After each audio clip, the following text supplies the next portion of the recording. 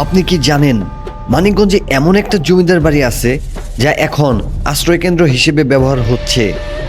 হ্যাঁ, ঠিকই শুনেছেন। এক সময় রাজকীয় প্রাসাদ, আর আজ তার এই অবস্থা। এটা হলো বেতিলা জমিদার বাড়ি, যা স্থানীয়ভাবে সত্যবাবুর বসতবাড়ি নামেও পরিচিত। মানিকগঞ্জ সদর উপজেলার বেতিলা মিত্রা ইউনিয়নের নাল্লরা গ্রামে অবস্থিত এই বাড়িটি একসময় ছিল মহাজনী ব্যবসার প্রাণকেন্দ্র।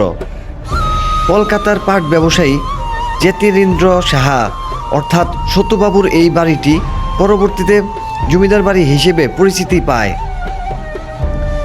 ইউরোপীয় স্থাপত্যের আদলে নির্মিত এই দোতলা ভবনটির দেয়ালে বারুক শৈলীর কারুকাজ আর শুকনো চিত্রকর্ম এখনও নজর কাড়ে।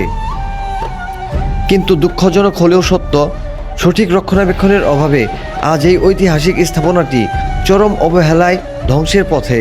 দেয়ালের পলেস্টার খসে পড়ছে, বিভিন্ন জায়গায় দেখা দিয়েছে বড় বড় ফাটল। সবচেয়ে অবাক করা বিষয় হলো, এখন এই বাড়িটি ব্যবহার হচ্ছে প্রায় 50টি ছিন্নমূল ও নদী ভাঙন কবলিত পরিবারের আশ্রয়কেন্দ্র হিসেবে। ইতিহাস আর বাস্তবতা এখানে যেন একসাথে মিশে গেছে।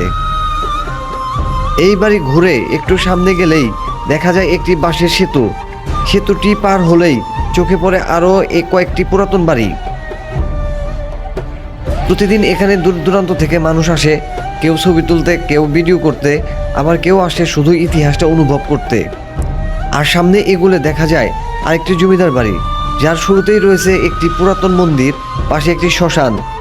শুনে অবাক হবেন, এই বাড়িটি নাকি এখন শুটিংয়ের জন্য ভাড়াও দেওয়া হয়।